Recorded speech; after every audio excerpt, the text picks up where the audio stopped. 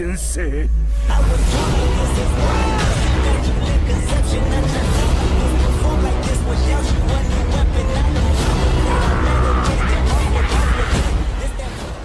What if Goku choose a different path with Bulma part? A different path by Kuchpotato 88. The time had come for the 23rd World Martial Arts Championships. It was a rainy day and the Turtle Hermit Master Roshi, along with Launch, were eagerly waiting for the arrival of their friends who planned to participate. "They're late, aren't they?" asked Launch as Master Roshi checked his watch. Just then a taxi pulled up and a woman with blue hair stepped out. She was followed by an anthropomorphic pig and cat by the name of Oolong and Puar, and she looked surprised to see them. "Hey you, long time no see," said the woman. "It is you, Bulma." "I thought so," stated Launch. "Where's everyone?" "Not here yet," asked Bulma. Bulma started to talk to Launch but was interrupted by Master Roshi being his normal perverted self.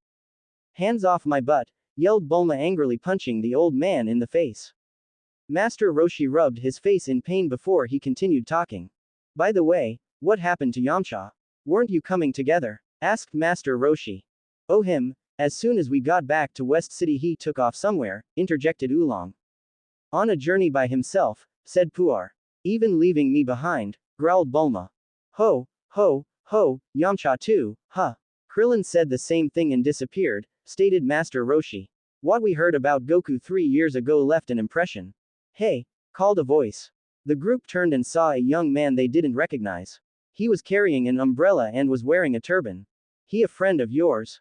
asked Master Roshi. "No," answered Bulma. "Master Roshi, you are back to life. Man, you all look great," said the man. "Where's Krillin, Yamcha, Tien and everybody? They in the gymnasium already?" he asked.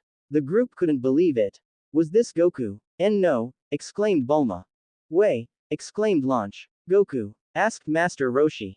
"Is it you?" asked Oolong. The man named Goku was highly confused by this question. "Huh, what are you talking about?" "Of course it's me," said Goku. Suddenly the rain got lighter. "Phew, the rain's lightening up," said Goku. "You're kidding, right? This isn't really you?" asked Oolong. "What? Just cause I've got this wrapped around my head you don't recognize me?"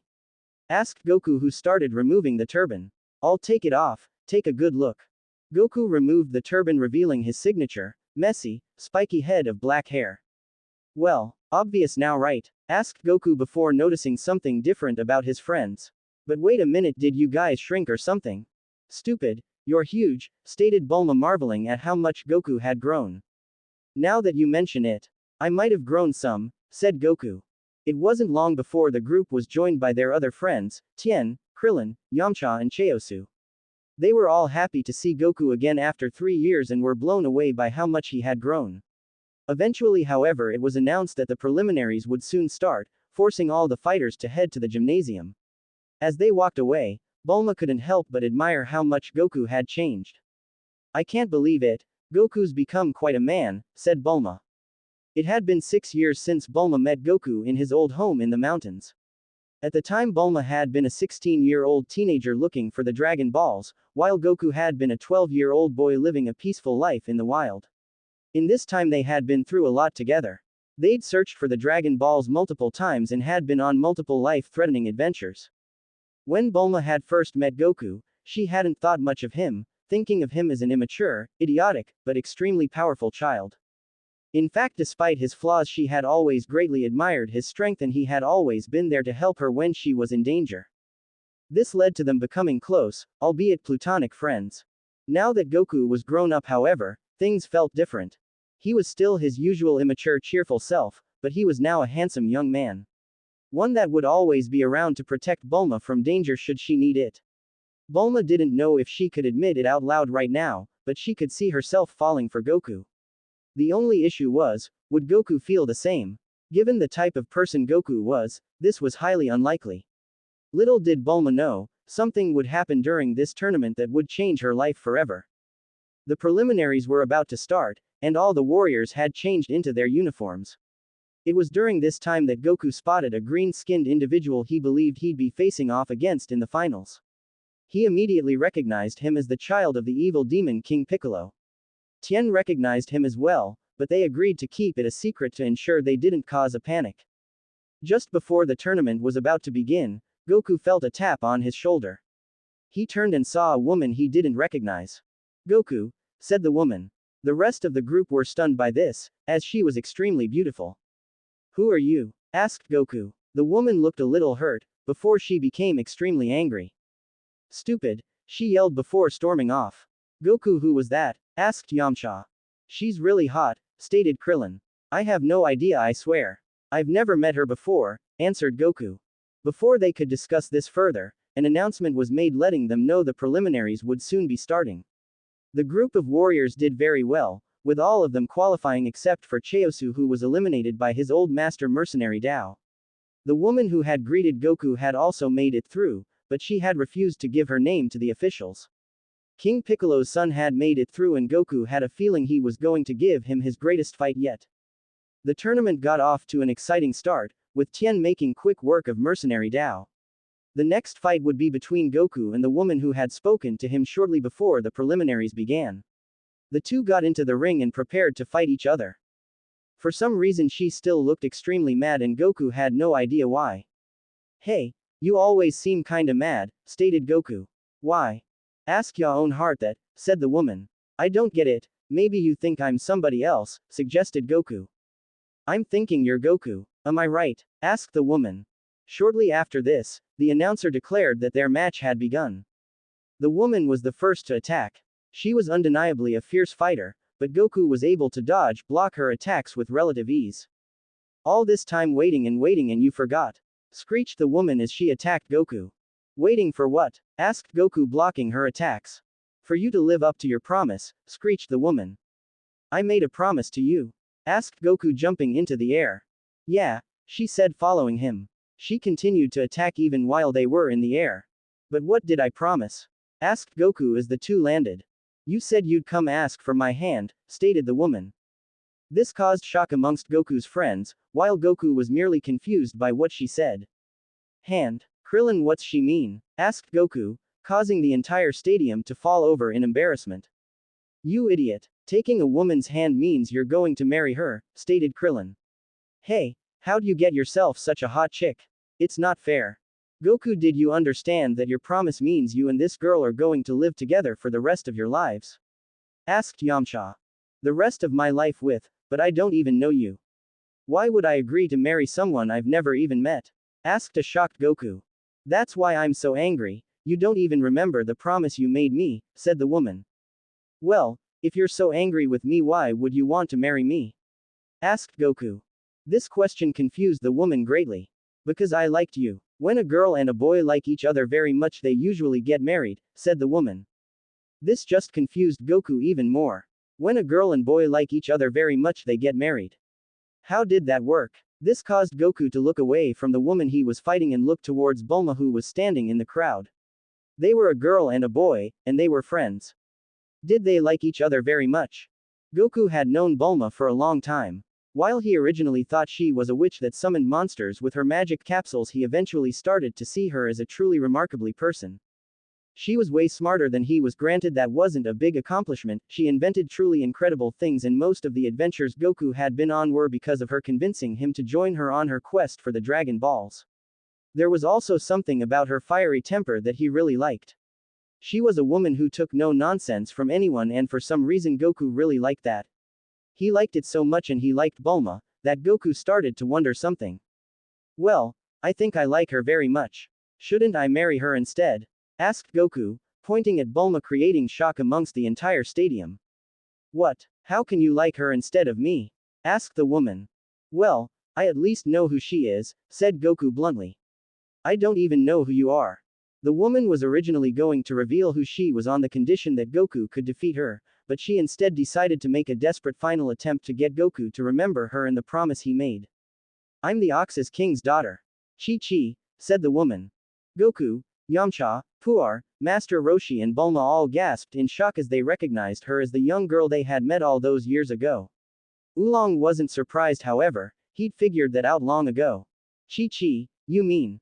Asked Goku as the woman nodded. And I promised. Goku then thought back to a moment 6 years ago when Chi-Chi had said that when Goku was old enough, her father the Ox King would give Goku her hand.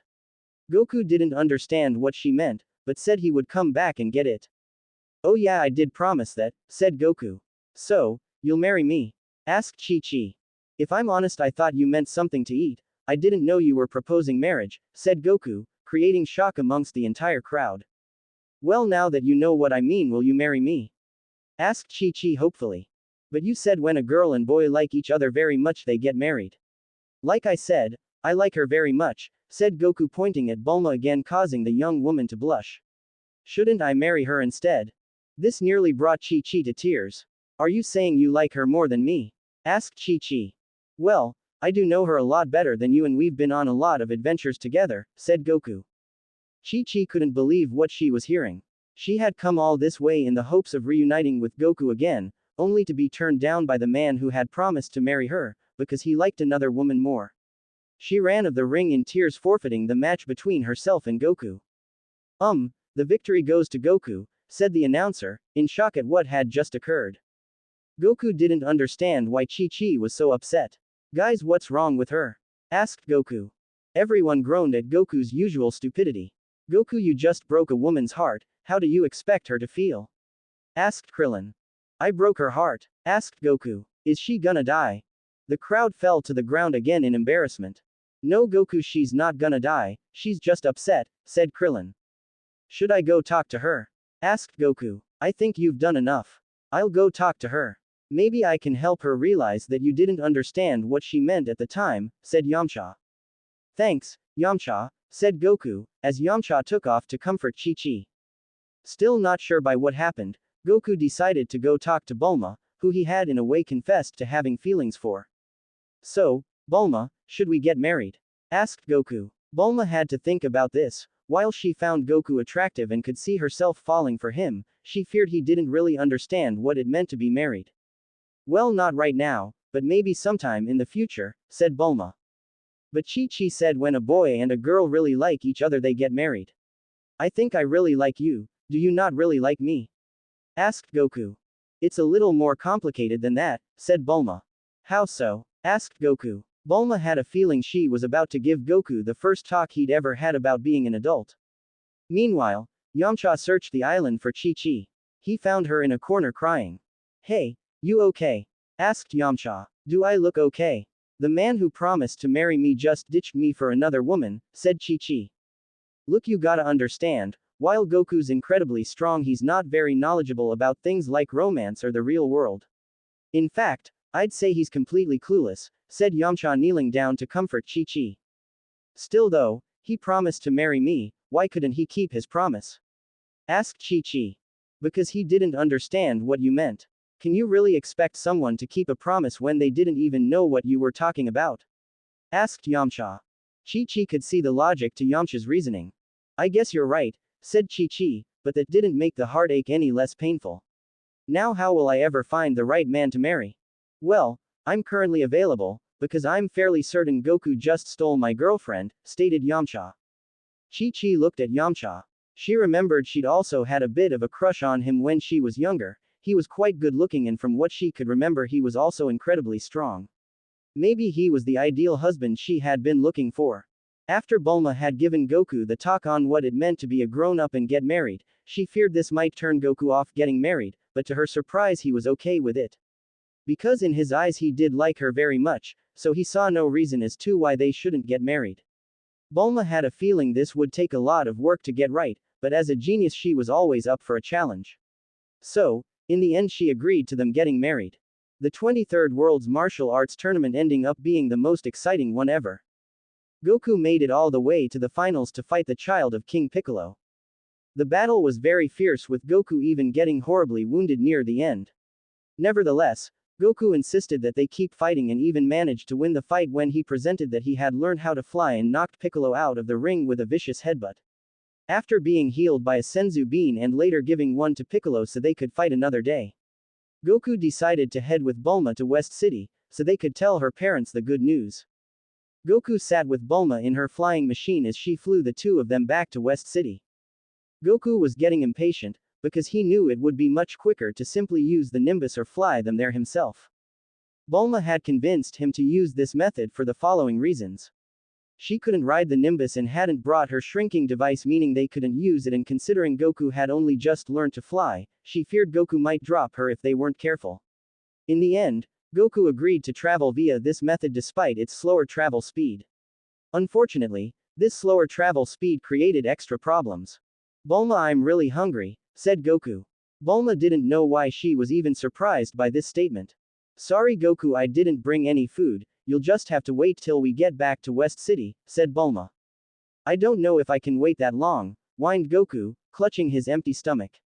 Look, I tell you what, I'll call my parents to let them know we're coming and ask them to prepare a large meal for you.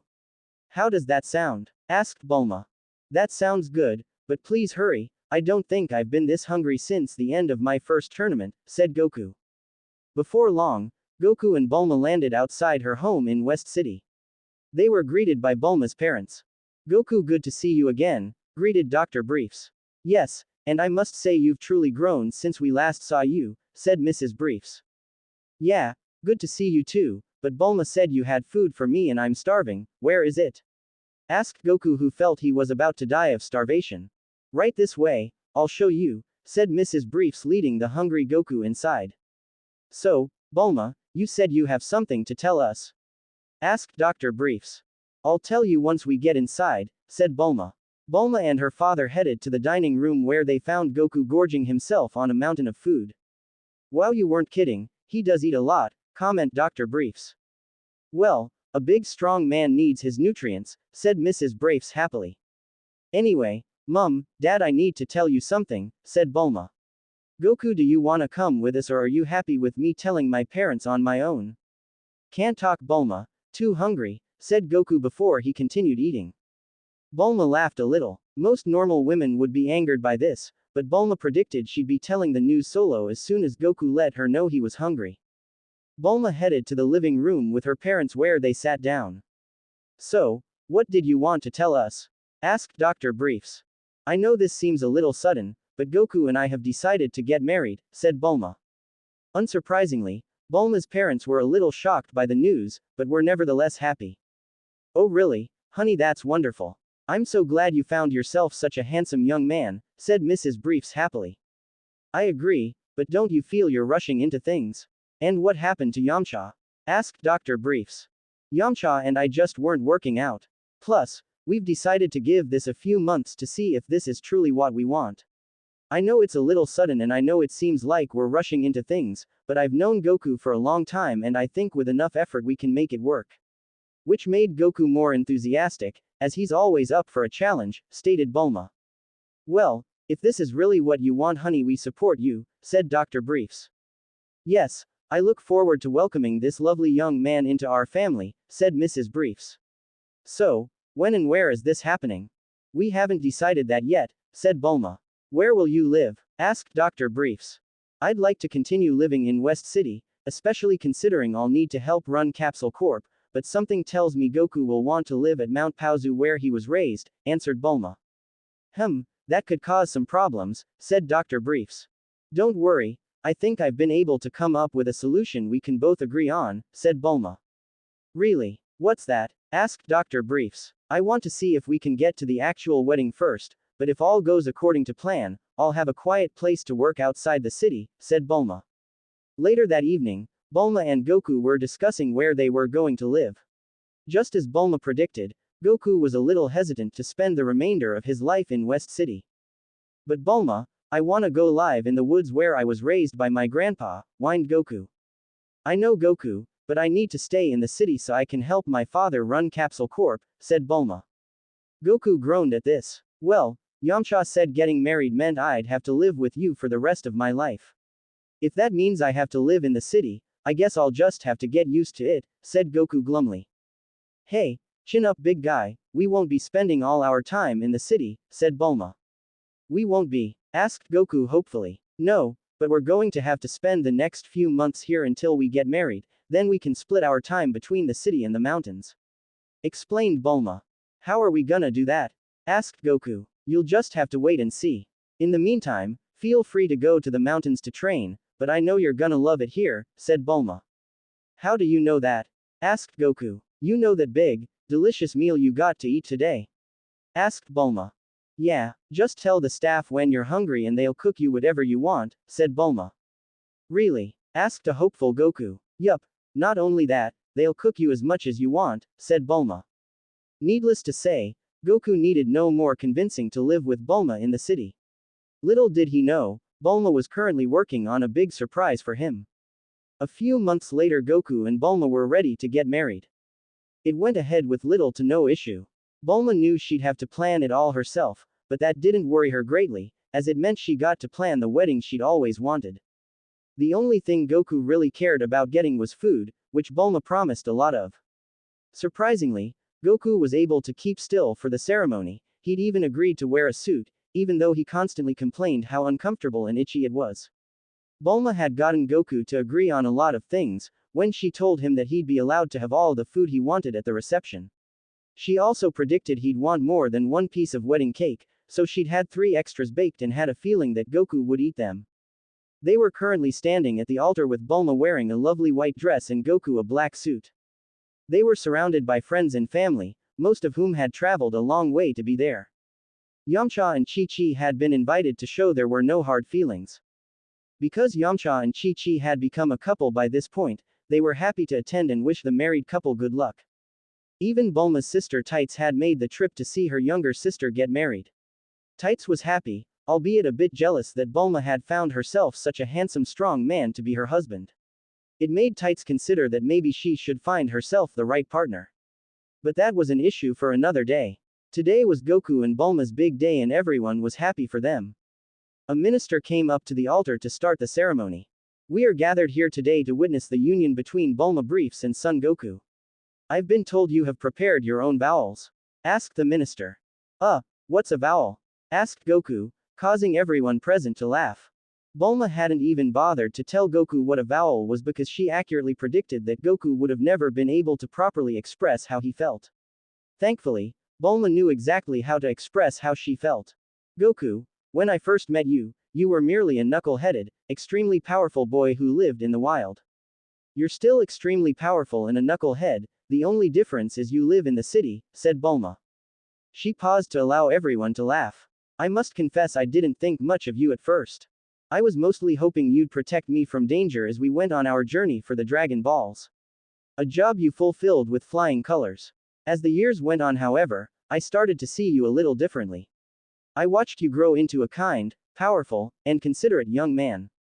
One that I know will always protect me should danger appear, and for that I know I'll always be able to love you, despite your many faults like your extreme ignorance. I never knew you thought about me that way, said an amazed Goku. Well, if there's nothing more to be said, then by the power invested in me, the minister was cut off. Hold on, I wanna say something, said Goku, struggling to find the right words. Bulma, you were the first female I ever met and the second person, I knew I had to protect you as best I could, especially considering my grandpa taught me how important it was to protect girls. I'm sorry I thought you were a witch when we first met. This caused laughter amongst the crowd. Over time I started to realize you weren't a witch, you were just extremely smart. Much smarter than I am anyway, as you seem to know a lot of things I don't.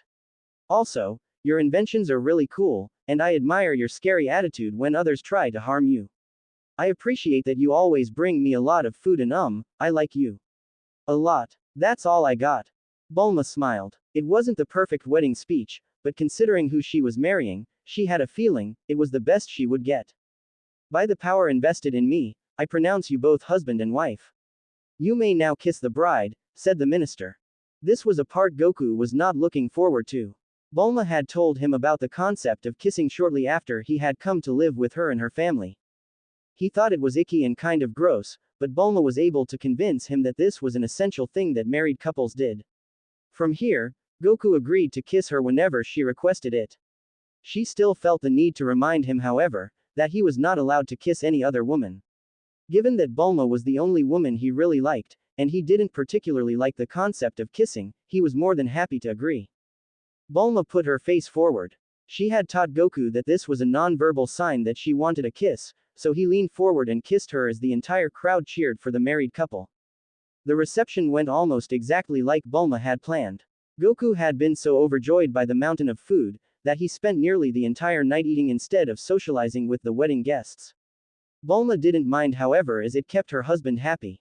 She did however feel it was up to her to talk to the wedding guests. The first people she talked to was her family. Congratulations honey, said Dr. Briefs. Yes, it was a wonderful ceremony. I never knew Goku would be able to come up with such an amazing speech, said Mrs. Briefs. I'm so proud of you Bulma, I hope I can find the right man one day, said Tights.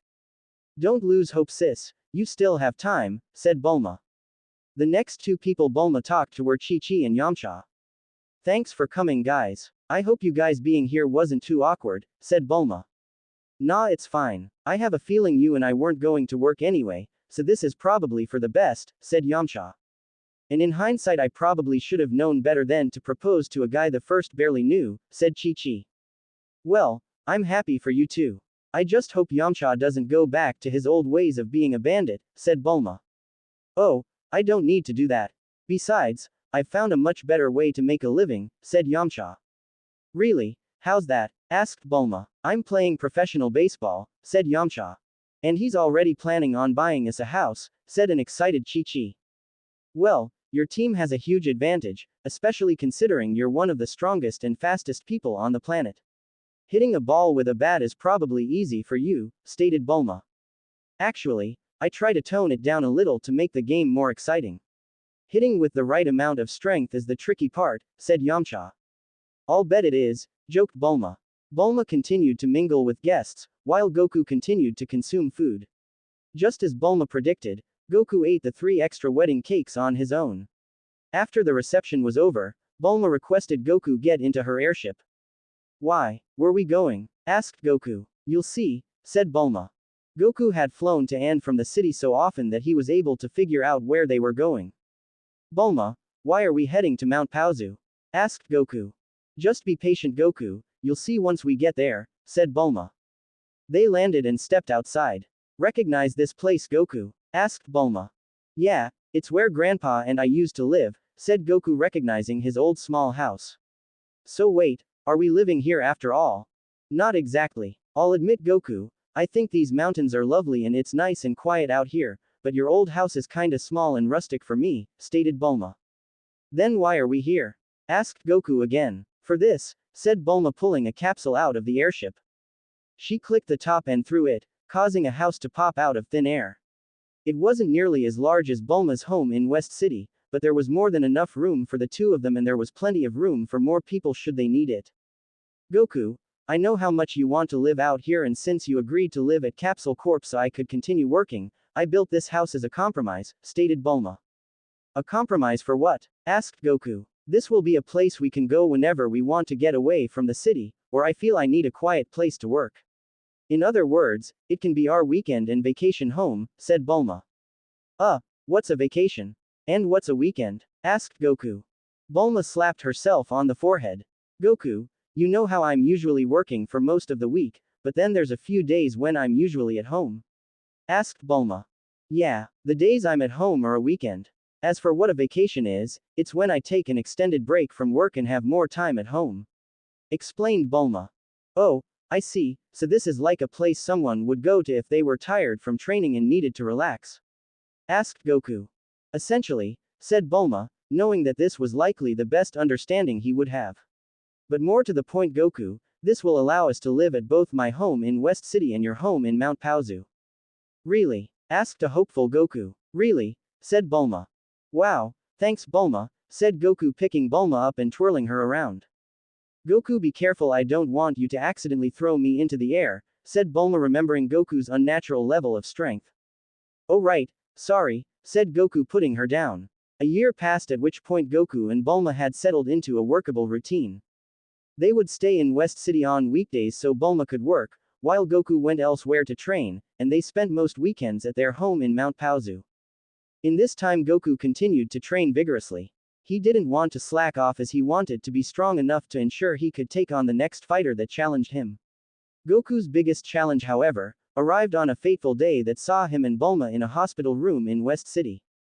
Bulma was lying in bed, and she was holding a purple-haired, blue-eyed infant in her arms. Huh, so that is where babies come from, stated Goku.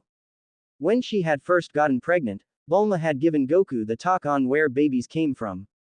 Goku had always been skeptical about this, no matter how many people tried to tell him it was true.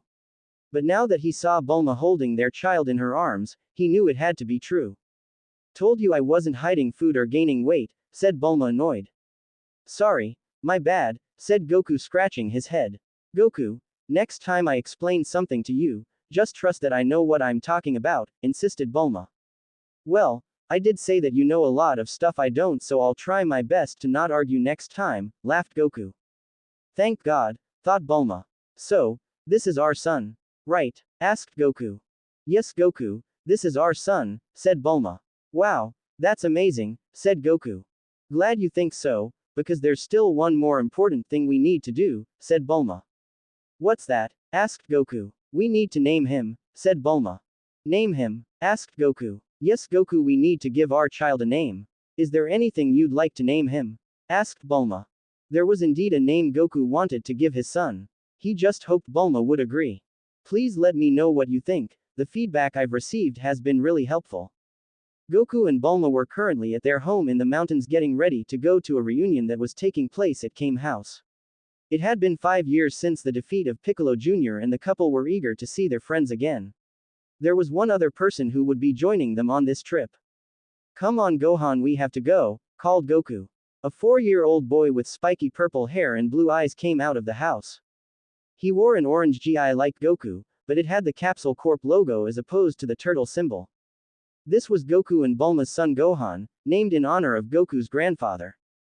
Bulma had originally wanted to continue her family's naming traditions and call him something like Boxer or Trunks, but she could see how important it was to Goku that they name their first son Gohan, so she agreed on the condition that she get to name the next child. Their son was a good kid. He was happy and carefree like his father, albeit a little spoilt and bratty at times due to his privileged upbringing. Despite this, he knew better than to ever make his parents mad. Dad, can't we do a bit of training before we go? Pleaded Gohan. The boy loved training with his father and was already remarkably strong for his age. Goku estimated that Gohan was nearly as strong as he had been when he competed in his first martial arts tournament. Later, son, we're already running late and if we stall, we might make your mother angry, said Goku. Also Gohan, we had an agreement, you have to finish your homework before you can train with your father, said Bulma sternly. While Bulma wasn't excessively pushy about Gohan's study, she still wanted him to do well in school. Which hadn't been a problem so far, as he was already excelling academically despite being only 4 years old. Bulma had also decided to homeschool him, knowing that he might be given a hard time being the son of Capsule Corp's president. She also feared what might happen if Gohan lost his temper and decided to fight back against bullies. Bulma figured she might let Gohan go to public school when he was a little older, but for now she felt it was best that he was homeschooled. Mum, I finished that last night so I could train with Dad this weekend, said Gohan glumly. And Bulma, what does it matter if he falls a little behind? You already said he skipped a grade. Whatever that means, said Goku. Despite Goku still being ignorant about the importance of education, she couldn't deny that he made a decent point.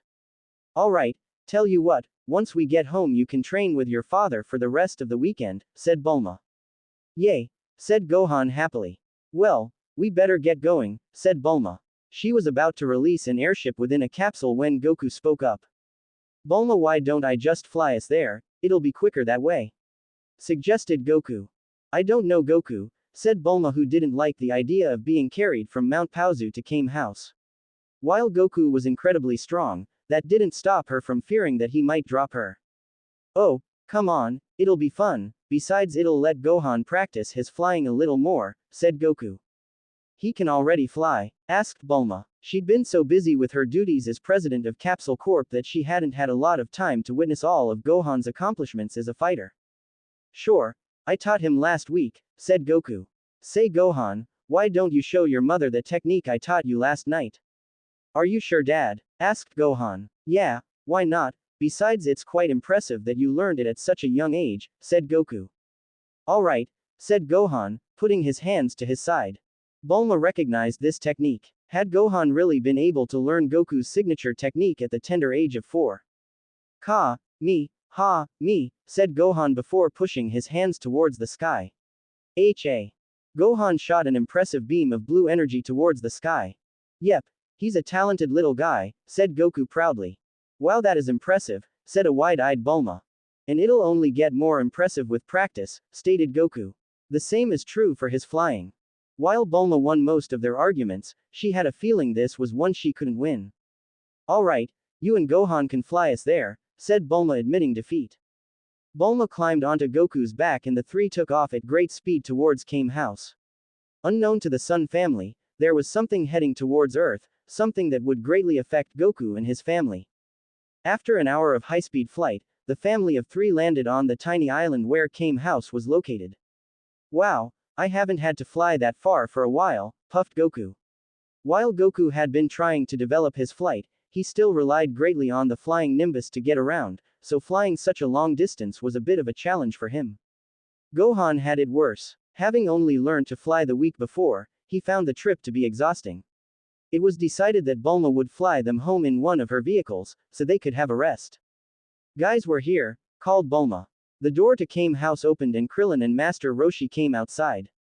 Hey, good to see you all again, said Krillin. Yes, I must say the last 5 years have been quiet without the two of you around, stated Master Roshi. Krillin noticed the purple-haired boy standing next to Goku. Goku, Bulma, what's with the kid, you guys babysitting or something? Asked Krillin. No, this is our son, said Bulma happily. This caused shock to both Master Roshi and Krillin. Goku and Bulma had a son. His name is Gohan, stated Goku. So, you decided to name him after your grandfather, huh? Asked Master Roshi. Yeah, I could tell it was really important to Goku that we name him Gohan, but I don't mind, I think Gohan's a lovely name, stated Bulma. So, you gonna be a strong fighter like your father? Asked Krillin. You bet, I'm already super strong, said Gohan. I'll bet you are, I never beat your father in a fight, and something tells me I'd have some trouble if we sparred, laughed Krillin. Hey, probably, said Goku, scratching his head before suggesting. Say, why don't you guys have a sparring match later today? The only sparring partner Gohan's had is me, so it might be good to test his strength against another opponent. Sure, if it's okay with Bulma that it, said Krillin, who highly familiar with Bulma's temper. I don't mind, but go easy on him, I don't think he'd have the same strength as you yet, said Bulma. Okay, I'll make sure to take it easy on the little guy, said Krillin. Master Roshi then realized that Gohan lacked something that Goku had as a child. So, Bulma, I see Gohan doesn't have a tail like Goku did as a child. Was he born without one? Asked Master Roshi. No, he did have one, but we removed it, said Bulma. I was a little against that at first, as I loved having a tail as a kid, but then Bulma pointed out that enemies might try to take advantage of it if they discover it's a weak point, so I agreed to have it removed. Gotta have Gohan be the strongest fighter he can be, said Goku proudly. In truth, Bulma had another reason for why she had the tail removed. She gestured Master Roshi closer so she could whisper. I still haven't told Goku what happened when he looked at the full moon while he had a tail, said Bulma. Probably for the best, it might lead him to realize that he accidentally killed his grandfather, said Master Roshi. The group spent a while reminiscing on what had happened over the last 5 years. Krillin told them he was still training hard in the hopes he could catch up to Goku one day. Goku revealed he was thinking about looking for the Dragon Balls again, despite not actually wanting anything. Bulma then revealed that while she would like Gohan to take over Capsule Corp one day, she wouldn't force him to if he didn't want to, because she felt it was more important for Gohan to follow his passion, whatever that may be. After this, Gohan and Krillin had their sparring match. Gohan impressed them greatly with his strength. Eventually Krillin took the victory, but he couldn't deny that Gohan was incredibly strong, and there was no doubt in Krillin's mind that Gohan would eventually surpass him. Great job, Gohan, I'm impressed, said Goku, helping his son to his feet. So am I, you actually forced me to get serious, laughed Krillin. The laughter was short-lived, however, when suddenly Goku sensed something very powerful. Goku, what is it? Asked Bulma. There's something bad heading straight for us, said Goku. What? Are you sure, Goku? Asked Bulma. I'm positive, I've never felt a power like this before, said Goku. Yeah, I feel it now too, said Krillin. There's nothing there, you guys, said Bulma, trying to reassure them. Goku wasn't convinced. He could still sense it. It was greater than any energy he had ever felt. Not only that, but the power felt evil. The power was so intense that Goku started to sweat. Look there, said Goku as he spotted something in the sky. Oh yes, I see it, Goku, said Master Roshi. A man with extremely long black hair, wearing some odd battle armor and a face device with a green lens was flying towards them. Who is that? Asked Goku. It's not Piccolo, is it? Asked Krillin hopefully. The man landed on the beach in front of the group. Despite the terrifying energy he gave off, Krillin, Gohan and Goku all took stances preparing to fight him.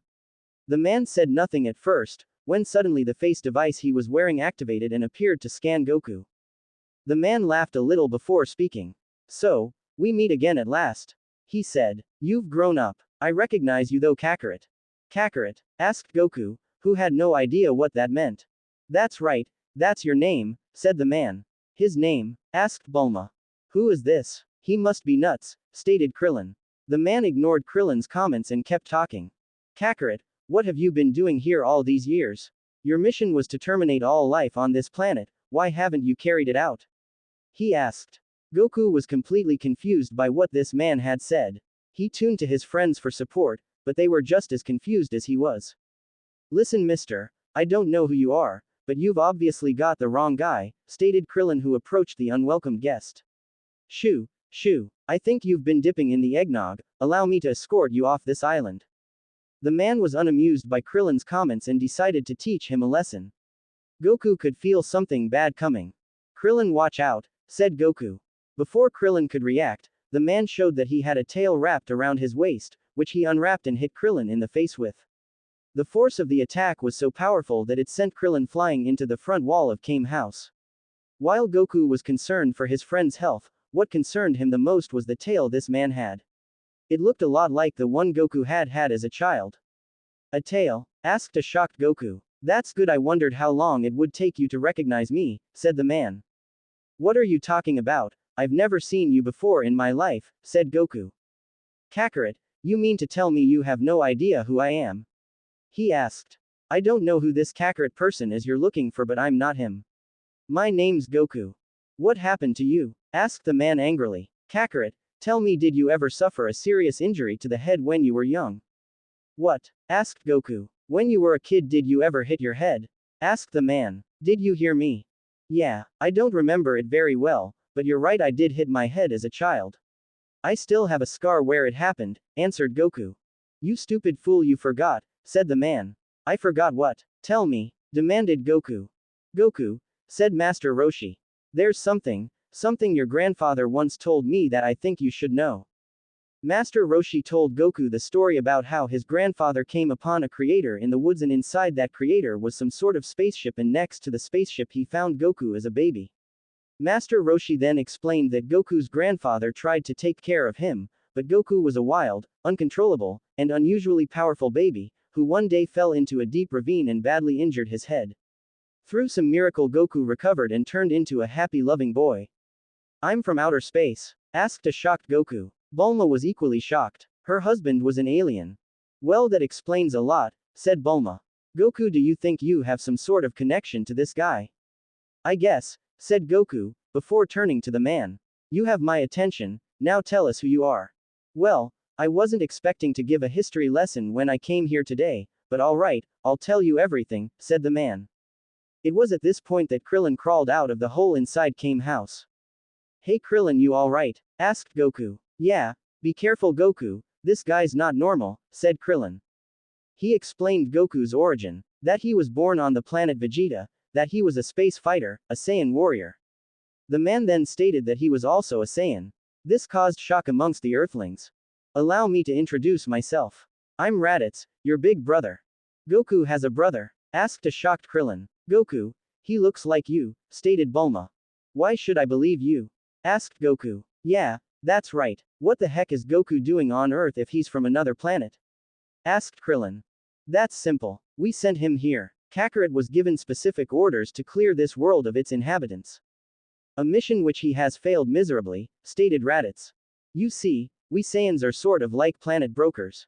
We scour space for planets that will bring a high price on the galactic market. Once we find them, we send our warriors there to purge them of any life and make them ready for sale. It's a very profitable business, and we take great pride in being efficient in our work. For example, If we discover a planet with strong inhabitants, we send a team of our adult fighters to wipe them out, but for planets full of weaklings like this one of our babies is generally sufficient to carry out the order. If what you say is true, you Saiyans are just an abomination, said a disgusted Krillin. You're space pirates, that's what you are. It was at this point that Bulma felt a need to hug her son. How can send little babies off into space all alone? Asked Bulma, hugging Gohan. Trust me, they're more than capable of looking after themselves, laughed Raditz, before glaring at Goku. Well, most of them. Kakarot, you're a disgrace. You could have easily wiped out every living thing on this planet by yourself. If you hadn't forgotten your orders, it would have only taken you a year or two at the most. Especially considering this planet has a nice big moon. Goku took a stance, getting ready to fight his brother. Yeah, let me guess, I was probably supposed to blow that up too? Asked Goku. Raditz turned back to Goku, furious. You fool. You know as well as I do it's the key to unlocking your true potential. I'm sure at least once in your life you've looked at the full moon. Asked Raditz. I don't know what you're talking about, said Goku. This shocked Raditz, who then noticed Goku didn't have a tail. What happened to your tail, Kakarot? Asked Raditz. My tail? Why? Asked Goku. Answer me, demanded Raditz. It was removed permanently a long time ago, stated Goku. Do you have any idea what you've done? Your true power is gone now, said Raditz angrily. Without your tail you've lost your ability to transform at the full moon. Now I can see how you'd be on good terms with these weaklings. Listen, this is my home, and these are my friends, so it doesn't matter what you say I am, stated Goku. And you sure don't act like any brother I'd want to have. My name is Goku, and I live here, now leave us alone. Raditz couldn't help but laugh at this. So, baby brother wants to be left alone? He asked. Well, it's a pity that's not going to happen. No, at this point I'm afraid you're far too valuable for that. You see, 3 years ago our home planet Vegeta met with an unfortunate accident, when a huge comet slammed into its surface. The planet was vaporized and the Saiyan race destroyed. There's not too many of us left now, brother. In fact, as far as we can tell, there are only 4, including you. We were the only Saiyans away from home when the planet exploded. Like you, the rest of us had been sent off to perform a few hostile takeovers. And now we've found another world we'd like to conquer. It should bring in a very high price. But unfortunately, the job's a little too big for only 3 of us to handle. We were almost afraid we'd have to pass it up, until I remembered you, Kakarot. With your help we should manage nicely.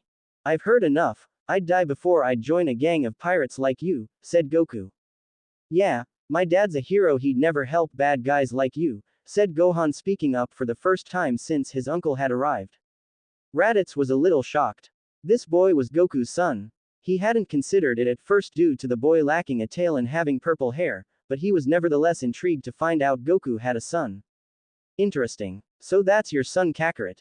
Maybe he'd like to join me instead, suggested Raditz. Leave him out of this, ordered Goku. I'll decide that, said Raditz. If you won't join us, I guess I'll have to settle for taking the boy in your place, said Raditz. Don't you dare touch my son, ordered Bulma. So you must be my sister-in-law. It's nice to see Kakarot at least married a strong-willed woman. It would be a shame if I had to hurt you, said Raditz. If you touch my mum you'll regret it, said Gohan. Raditz was impressed by the boy's fighting spirit, so he did a quick scan of him with his scouter. Gohan's power level was 140, which was impressive given his young age. Goku's currently stood at 330, and while that was impressive, it wasn't nearly enough to stop Raditz. Gohan, stay out of this, let me handle him, said Goku. I see the fire in your eyes, brother, you should come with us. It's in your blood, you love to fight.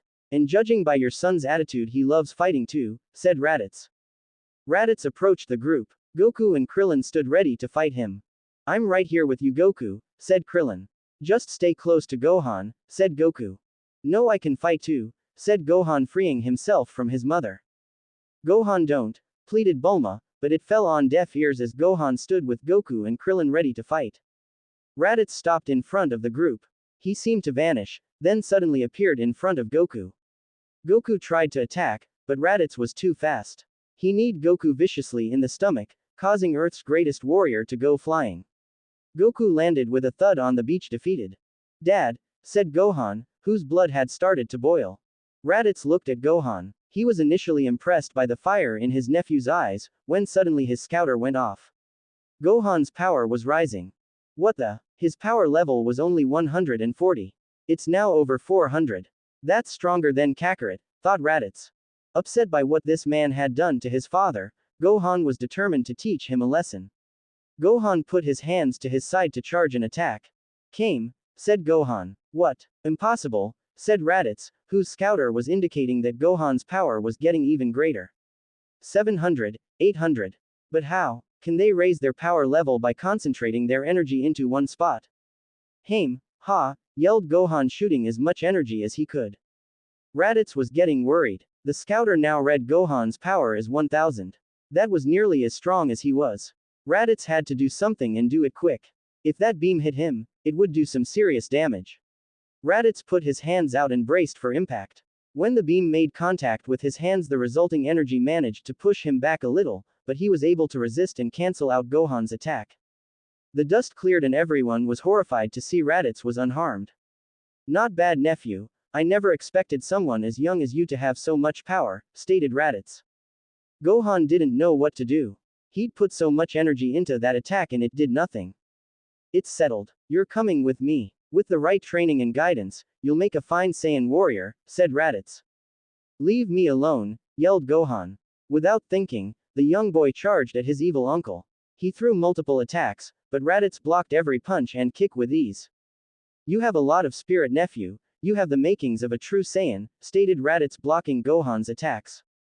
Getting bored by Gohan's feeble efforts to hurt him, Raditz grabbed Gohan's next punch with one hand and used his other hand to knock Gohan unconscious by hitting him on the back of the neck.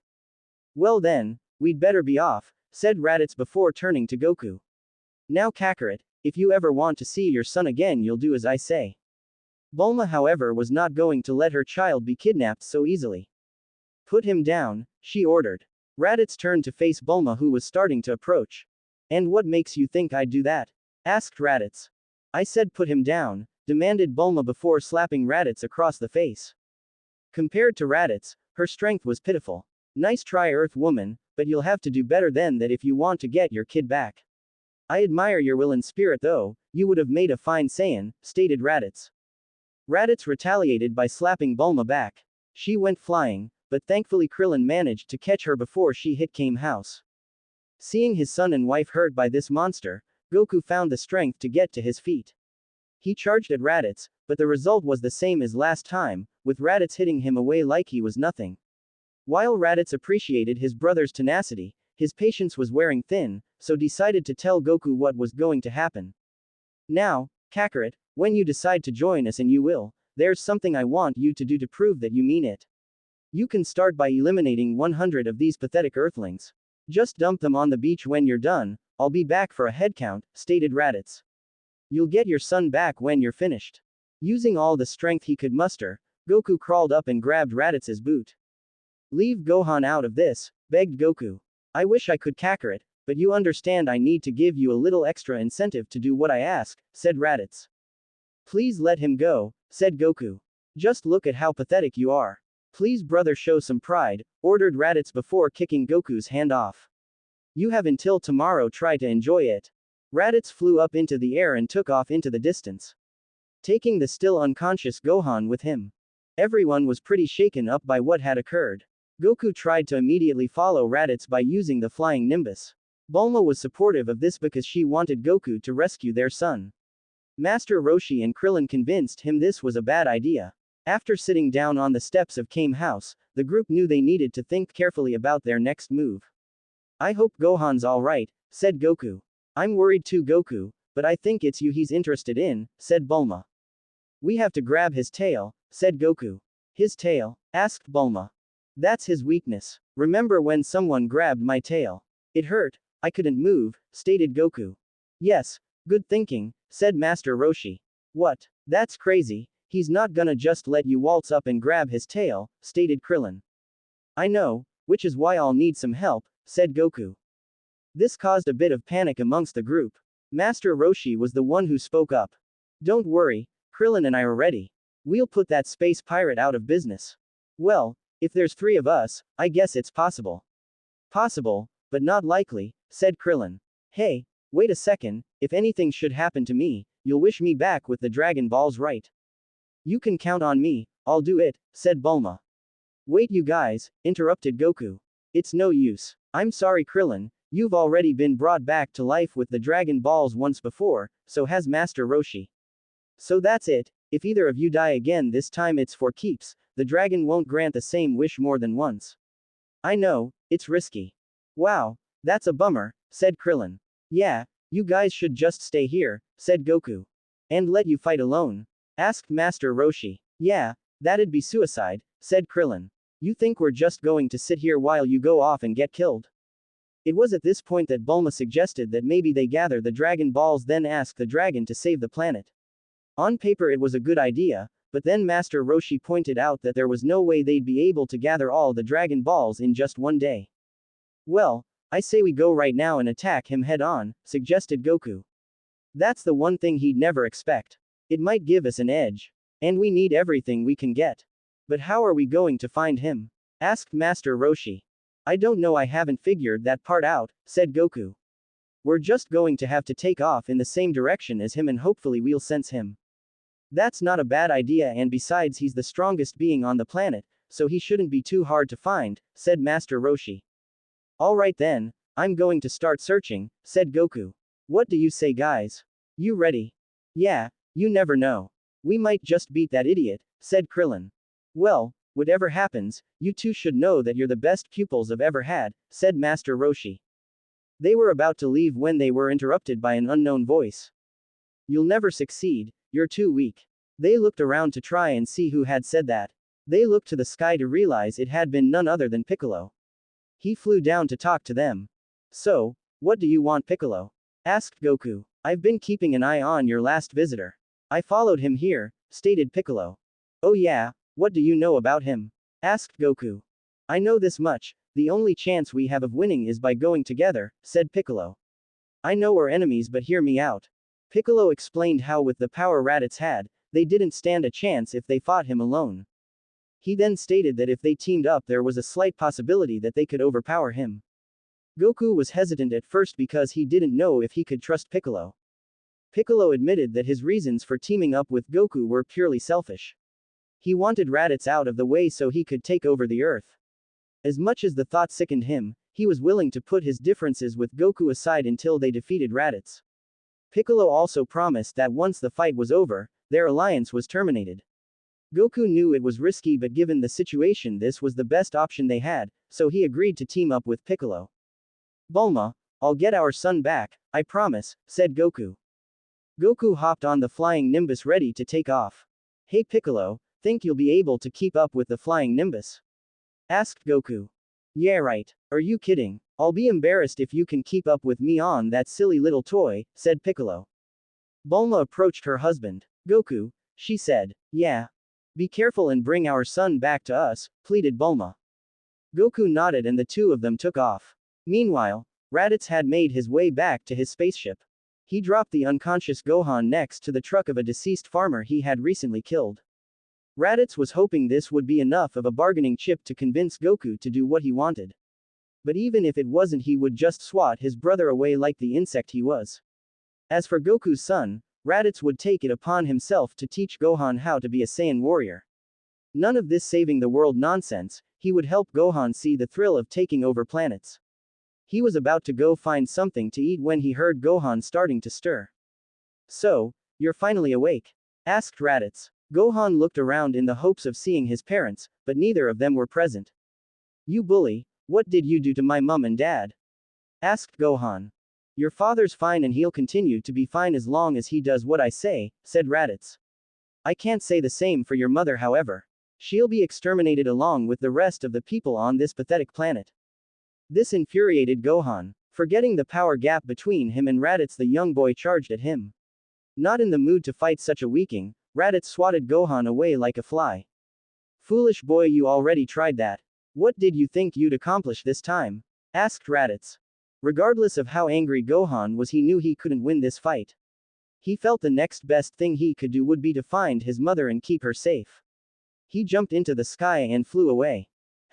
Not bad, the kid can already fly, said Raditz. Gohan flew as fast as he could. He thought he was in the clear when he looked behind him and saw that Raditz was out of sight. Unfortunately, this wasn't the case. Gohan looked ahead to see that Raditz was now ahead of him. How had he been so fast? Did you really think you'd be able to get away with that pitiful flying speed? Asked Raditz. Gohan said nothing but sped off in another direction. His efforts were useless. Every time he sped off in a different direction, Raditz would overtake him in just a few seconds. Why do you keep trying to run? I think you'd enjoy taking over planets, stated Raditz. Gohan knew he had no other options. He would have to try fighting Raditz again. After what happened last time, Gohan knew that simply fighting Raditz was pointless. Although it had failed last time, Gohan knew he had to rely on his trump card. He put his hands to his side and started charging energy. Kame, Gohan was cut off as Raditz separated his arms and lifted him into the air. Did you really think I was going to let you charge that attack again? Asked Raditz. And even if I did, what good would it do? You tried that attack before, and it failed.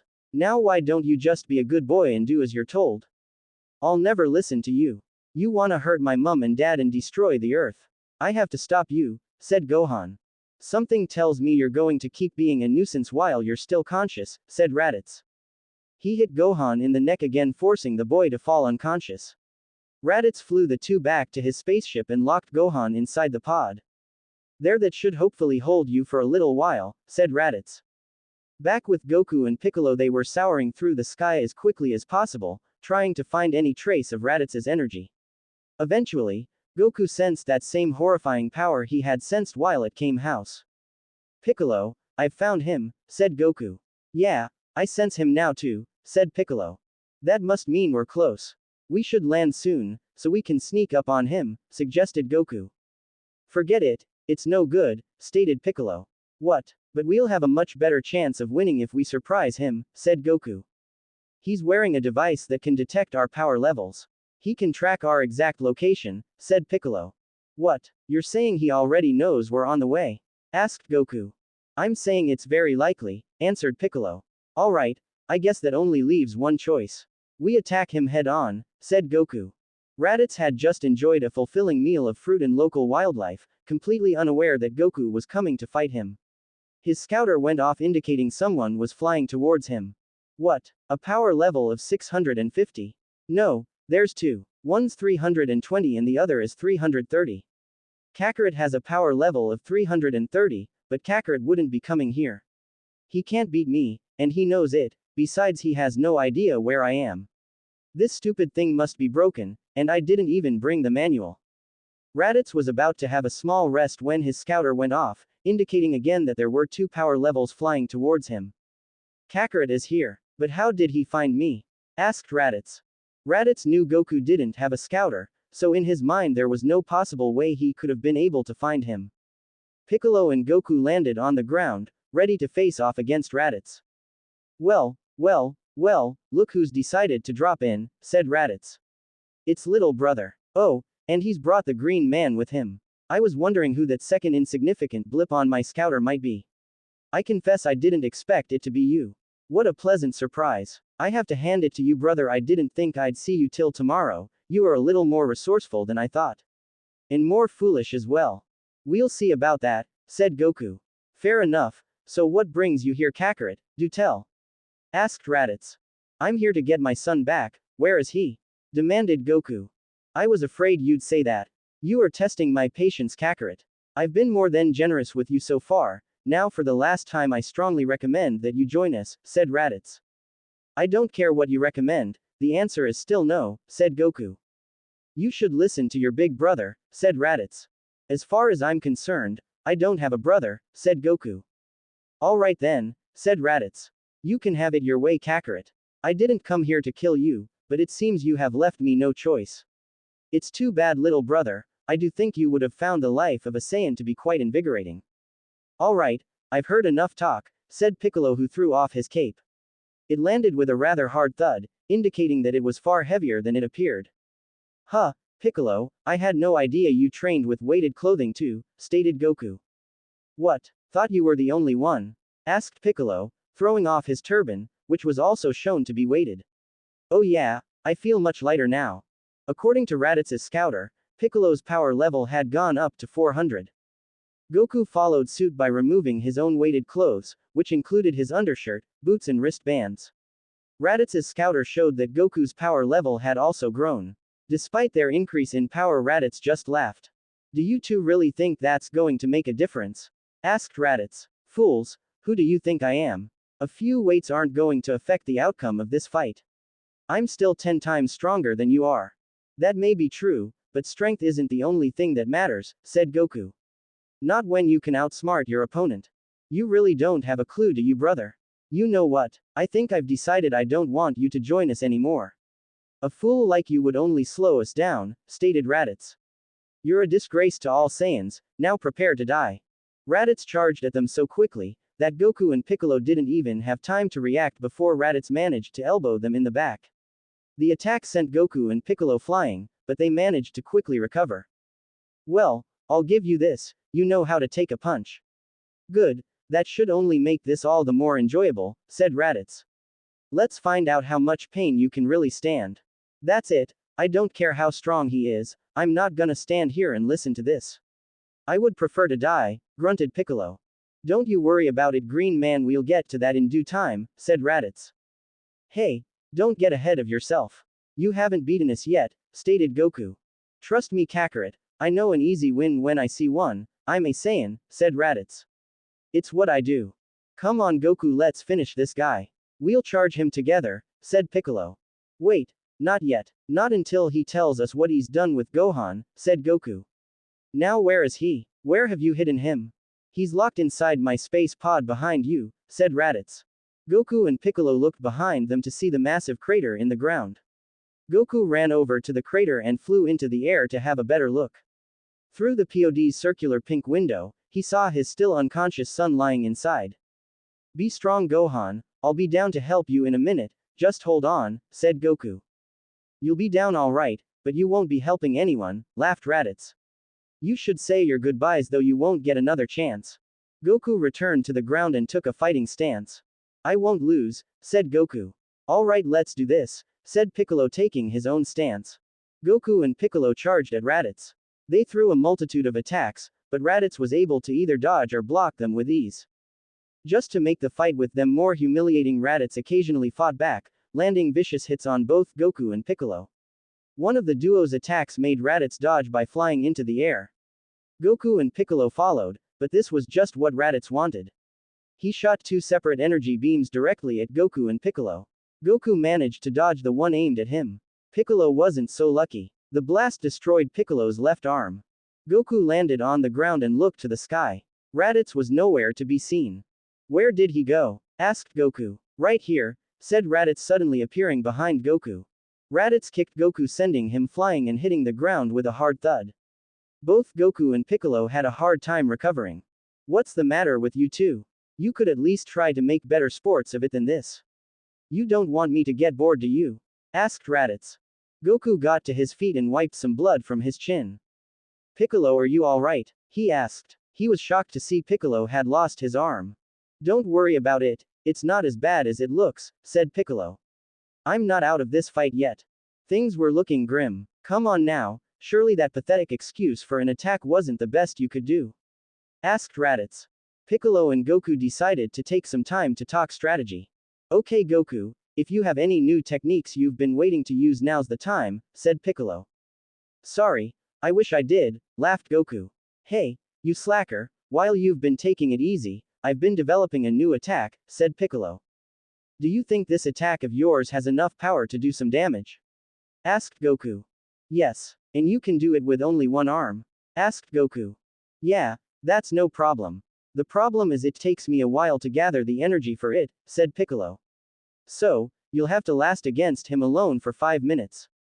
"Alright, if you're sure it'll work, I'll hold him off," said Goku. "Well, the truth is it's untested. I've never tried it against an opponent," stated Piccolo. "I was hoping to save it for a special occasion, it's the attack I plan to use to defeat you." "I see, and now you're using it to help me. You must be terribly disappointed," stated Goku. "No, this'll be a good test, and if it works, I'll be using it on you next," said Piccolo. "I guess I'll be sure to watch out the next time we meet, but for now wish me luck," said Goku. "Alright, Do your best, Goku, said Piccolo. Goku charged at Raditz alone, while Piccolo started charging the attack that would hopefully be powerful enough to defeat him. Piccolo started his attack by putting his top two fingers to his forehead and focusing his energy into the tips of his fingers. Goku did his best to hold of Raditz, but by fighting alone his efforts were even more futile. Raditz easily countered every attack Goku threw, and it wasn't long before Raditz fought back and dominated his brother. Before long, Raditz sent Goku flying with a powerful kick.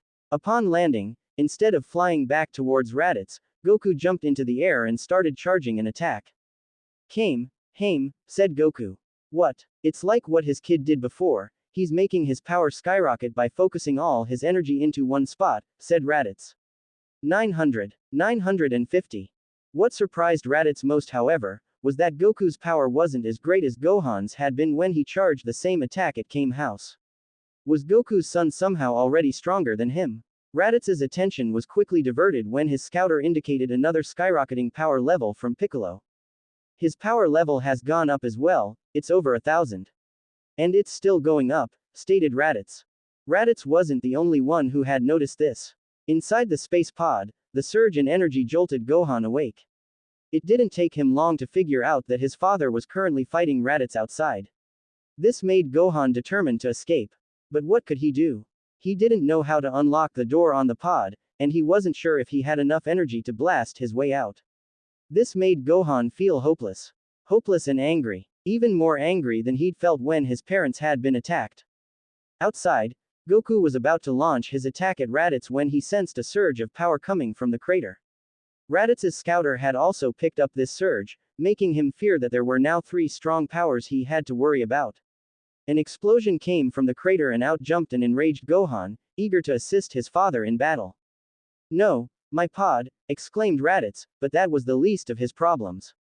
His scouter was indicating that Gohan's power was increasing at an accelerated rate. Raditz couldn't believe what it was saying. It defied all logic. His power level is higher than mine. How is that possible? Asked Raditz. Gohan wasn't going to hold back. He was going to attack Raditz with everything he had. Kame, said Gohan, charging the beam. No, I won't be able to stop that, said Raditz, horrified. He was about to fly off when he remembered there was another attack he needed to worry about. HA, yelled Goku, shooting the beam of energy. Raditz stood his ground, getting ready to cancel the attack. Normally this would have been easy, but just as Goku's attack had made contact with Raditz's hands, he heard another yell. HA, yelled Gohan, launching his own attack. The more powerful beam coming from the opposite direction forced Raditz to avert his attention. He was forced to fend off Goku's attack with one hand, while blocking Gohan's with the other. While he managed to keep the beams at bay, he was unable to cancel them out due to his focus being split. Raditz's grip was starting to fall, he didn't know how much longer he'd be able to defend against the attacks. This felt like the end.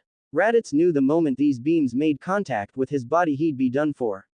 What he didn't realize was that his end would come even sooner than he thought. Raditz's scouter started beeping again, forcing him to focus some of his attention on Piccolo.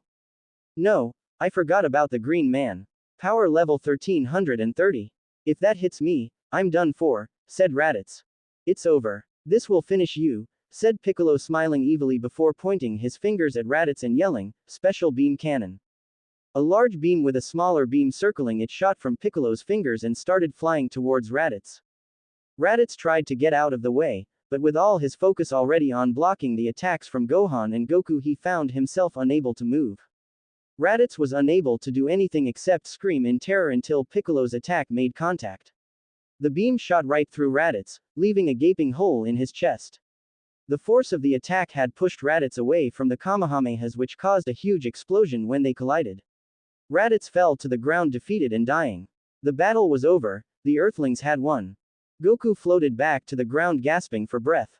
Gohan was also struggling to breathe. They'd put all their energy into those Kamehamehas, and they were exhausted.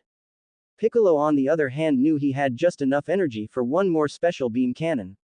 A part of him wondered if he should just kill them both right there and then, but he also knew there'd be no sport in beating them now. If he was going to kill Goku, he wanted it to happen when they were both at their best. Also, he was a little concerned by all the power Gohan showed when angered and had a feeling it was best he didn't push his luck. Goku was safe from Piccolo's wrath, for now. He instead decided to give credit where it was due. Good work, Goku. You made sure he was distracted enough so I could finish him, said Piccolo. As much as I hate to say it, we make a pretty good team. Yeah, it's kinda funny when you think about it that way, laughed Goku. Piccolo then looked at Gohan. You've also got quite a strong kid there. He might be the one I have to worry about the next time I try to take over the world, said Piccolo. If you touch my parents you'll regret it, said Gohan. If you say so, said Piccolo. Suddenly they heard a cough. Raditz was still alive, but only just. He would die soon. How could I be defeated by such weaklings? Coughed Raditz. Piccolo walked over to the dying Saiyan. You underestimated your opponent and got cocky. That's a mistake you won't live to regret, said Piccolo. You also underestimated the power of teamwork. Even worst enemies can be a powerful team when they work together, said Goku, joining them. Goku, it's already sickening enough that I had to team up with you. Don't push your luck or I might end you right now, said Piccolo. You say that, but we both know that would be pointless, said Goku. HMPH, fair enough. If I killed you right now you wouldn't be dead for very long, said Piccolo. What are you talking about? You're acting as if death has no meaning on this planet, said Raditz.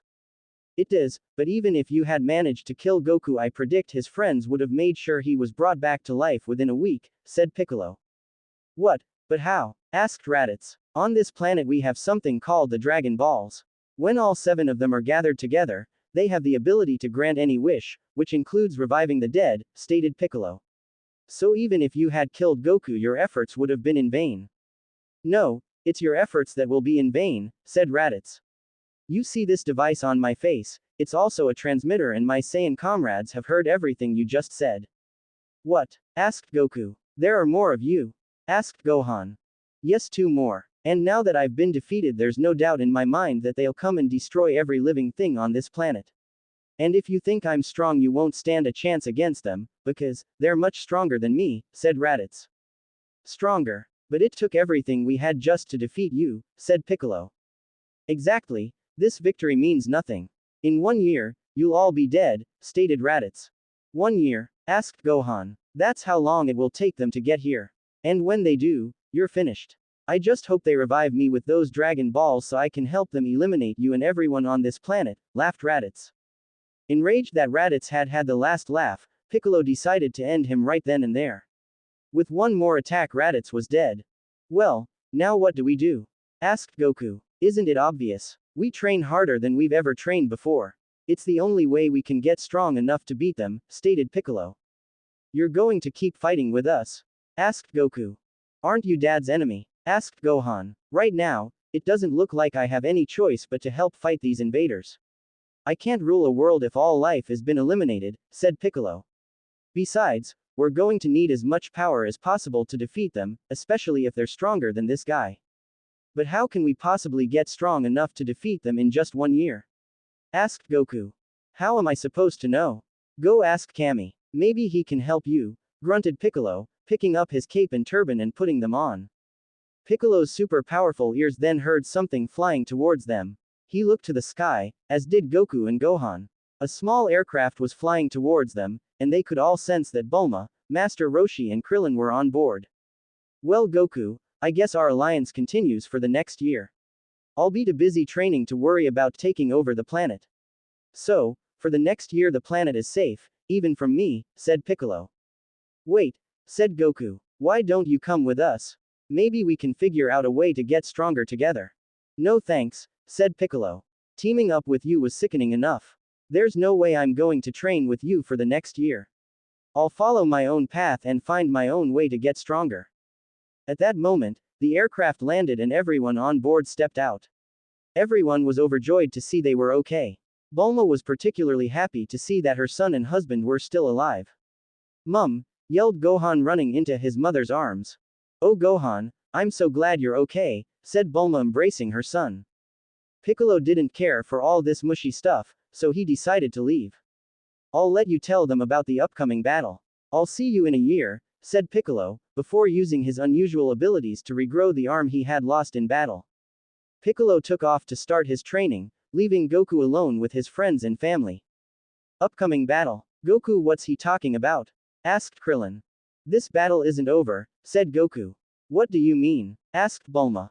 Turns out this guy has comrades, said Goku pointing at Raditz. And he used that device on his face to tell them what happened. He also told them about the Dragon Balls. I'm guessing they're going to come so they can have their own wish, stated Master Roshi. Yeah, but that's not the worst part, said Gohan. Apparently, they're way stronger than him, stated Goku. What? Stronger? Asked Krillin terrified. How on earth are we going to beat them? I don't know, said Goku. I'm going to go see Kame to see if he can help us. Maybe he'll have a way we can get strong enough. Doesn't look like we have any other options, said Master Roshi. Bulma, I'm sorry, but I'll be going away for a while, said Goku. It won't be forever, but I'll be gone for at least a year. That's when they'll be arriving. That's okay, Goku. Do what you need to do to protect the Earth, said Bulma. Bulma had always known that Goku might have to go away one day, so he could train to get strong enough to protect Earth. She just wasn't expecting this day to come so soon. Take care of Gohan, said Goku. What? No, Dad, I wanna come with you, pleaded Gohan. Gohan, what I'm about to do might be very dangerous and I need you to stay here and protect your mother, said Goku. But Dad, I want to help you defend the Earth and the only way I'm going to get strong enough to do that is if I come with you, said Gohan. Besides, there are plenty of people on this planet who can protect Mum. I don't know, son. Your mum might get angry if you miss too much school, said Goku, remembering the agreement they had. Bulma, however, felt differently. Goku, I think there are more important things to worry about than school right now, stated Bulma.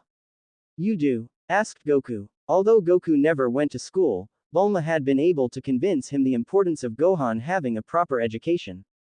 Goku, there are two super-powered maniacs flying towards the planet hoping to kill us all. Do you really think I care about Gohan's education when there might not even be a planet for him to have an education? Asked Bulma. Well, when you put it that way, said Goku. Besides, as you already said, Gohan's already skipped a grade, so it'll hardly matter if he misses a year, because he can just pick up where he left off, stated Bulma. So, you're okay with him going away for a year to train?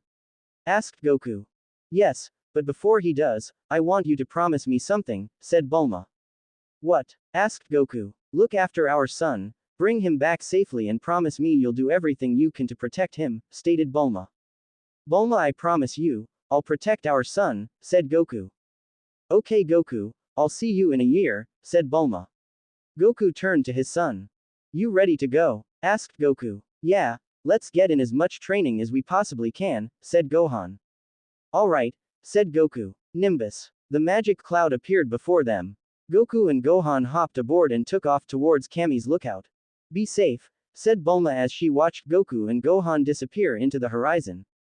The journey to Kame's lookout was a quick one. Gohan had heard of Kame's lookout from his father, but he'd never actually been. Despite knowing about the lookout, Gohan was still surprised when they got there. Whoa, you weren't kidding, it really does float, stated Gohan, as they approached the lookout. Yup, I spent 3 years training here as a kid, said Goku. Is it true that Kame and Piccolo are two halves of one being and that if one of them dies so does the other? Asked Gohan. Yup, said Goku. Well, that would explain why you haven't killed Piccolo, said Gohan. There's more to it than that, son. If Kame dies, the Dragon Balls will disappear. Meaning that despite how dangerous he is, it's important that Piccolo stays alive, stated Goku. Yeah, we can't let something as important as the Dragon Balls disappear, stated Gohan, as they descended on the top of the lookout. When they arrived, they saw that Kame was already there waiting for them. Standing next to him was a man with very dark skin who was also wearing a turban. Kame, Mr. Popo, said Goku, as he and Gohan jumped of the Nimbus. Hello Goku, we've been expecting you, said Kame. Then you must know why we're here? Asked Gohan. Indeed, I do. I watched your entire fight with that man from the lookout. I know that he's stronger than anyone we've ever seen before. I also know that he has comrades who will be arriving here in 1 year and who are even stronger than he was, stated Kame. Then will you train us, so we can be strong enough to fight the others? Asked Goku.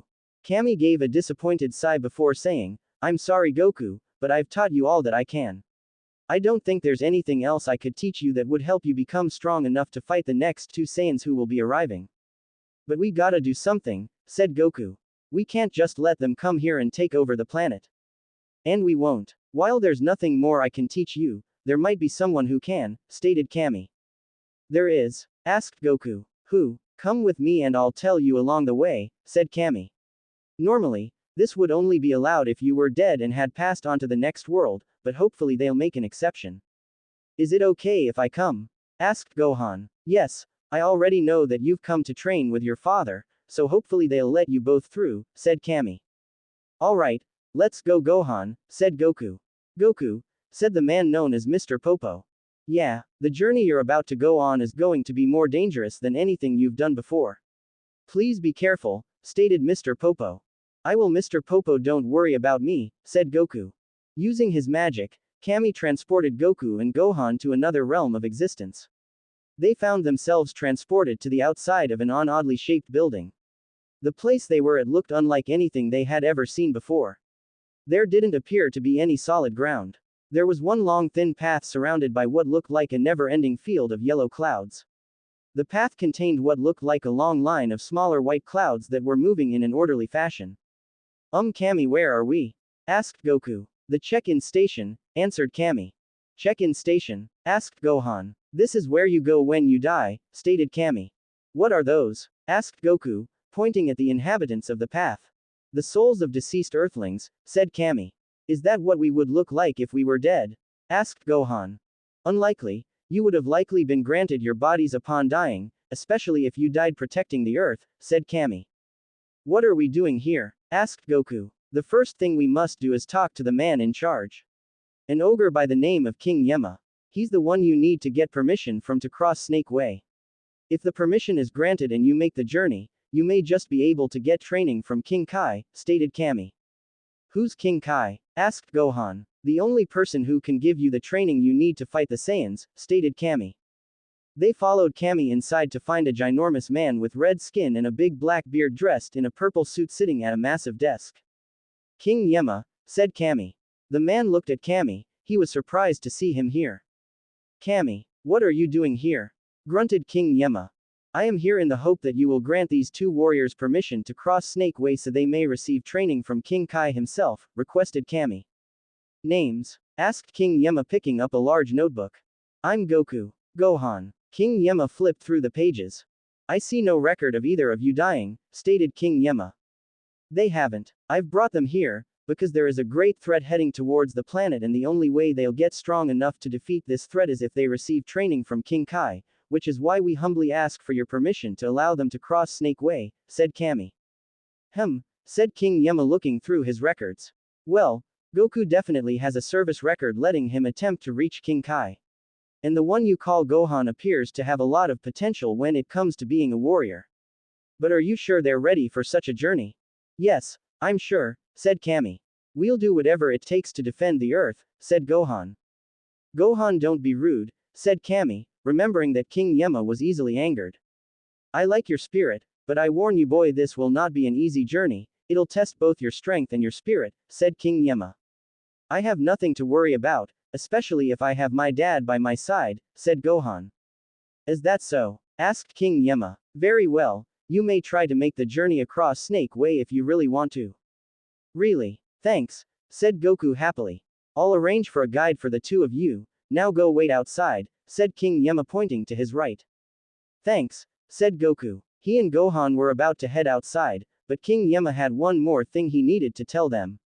Before you go, I feel I should warn you that you need to be very careful while crossing Snake Way. If you fall off, there's no coming back, stated King Yema. Goku, Gohan, don't let Snake Way wear on your mind, said Kame. Alright, well, hopefully we'll see you in about a year, said Goku, as he and Gohan left the office and waved to Kame and King Yema. Good luck, Goku, thought Kame. This is the best chance we have of defeating the Saiyans. Gohan and Goku were driven to Snake Way by a much smaller and scrawnier ogre. The trip had been long enough that both Goku and Gohan had been able to have a small nap by the time they got there. Well, here we are, said the ogre, as Goku and Gohan stirred. They opened their eyes and saw a large stone snake head staring at them. This is Snake Way, the road to King Kai's place, stated the ogre. I don't know why they put that big ugly snake head there, it always gives me the goosebumps. Goku and Gohan jumped onto the snake head and looked towards the horizon. The road seemed to stretch forever. How long is it? Asked Goku. They say it's over 10,000 miles, but no one really knows for sure, said the ogre. 10,000 miles, said a shocked Goku and Gohan. Has anyone made it to the end? Asked Goku. Just one person, King Yema. But he made the tremendous journey many centuries ago, stated the ogre. If I'd known it was gonna be this long, I would have packed a lunch or something, said Goku. Agreed, I'm getting hungry just thinking about how long it will take us to get to the end, said Gohan. Believe me, you have a lot more things to worry about than food, said the ogre. Just make sure you don't fall off Snake Way, because should you fall off there is no coming back. Yeah, we heard, said Goku. Well, I guess you're both ready to get started. I'm sure you'll be fine, especially since you are making this trip together, said the ogre. Now if you'll excuse me, I should really be getting back to the check-in station. Wait, before you go, do you know a lady named Baba? Asked Goku. Oh, the old fortune teller, yes of course, said the ogre. Great, could you give her a message for me? Asked Goku. I want her to tell Master Roshi and the others where we are going, and we'll be back in 1 year. Tell her I'll owe her one. The ogre wrote it all down in a notebook so he wouldn't forget. Okay, I've got it, he said. Well, we better get started, said Goku. You ready, Gohan? Yeah, let's get to the end of Snake Way as quickly as possible, said Gohan. Thanks for all your help, we really appreciate it, said Goku to the ogre before looking ahead. Well, here we go. Goku and Gohan took off and flew down Snake Way at top speed. Before long they had disappeared into the horizon. To be continued. I'm not slow, I'm fast. I'm your driver tomorrow. I'm driving. You know this ain't no 10-second race. I got nothing but time.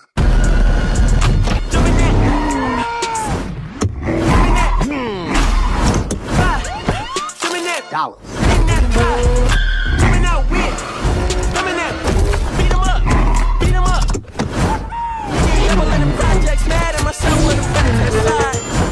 Let's go. Wait. I gotta start the song over.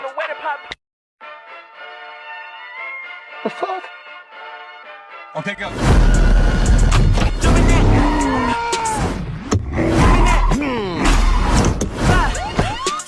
Dollars.